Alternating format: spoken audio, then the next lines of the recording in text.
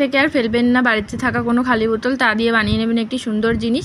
তো তার জন্য একটা বোতল লাগবে, বোতলটা নিয়ে নিয়েছি আমি, তার মধ্যে একটা কাট লাগিয়ে নিয়েছি। তো তারপর আমি ফুলের আকৃতি দিয়ে দিয়েছি, তারপরে সেগুলো শেপ করে নিচ্ছি। দেখতেই পাচ্ছ কীভাবে কেটে নিয়েছি। আমি বোতলের দুটি মাথাই কেটে নেব, আর দুটি মাথা দিয়েই মানে একটা বোতল দিয়ে আপনি দুটি টব বানাতে পারবেন। তো আমার কাছে আরও বোতল ছিল, সেগুলোও আমি টব বানিয়ে নিয়েছি। তারপর একটা স্ট্যান্ড বানিয়ে নিয়েছি অন্য একটা খালি বোতল দিয়ে।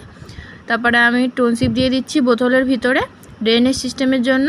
আর এদিকে আমার রয়েছে মাটির সাথে গোবর মেশানো, সেটি দিয়ে দেবো আমি টপের ভিতর গাছ লাগানোর জন্য।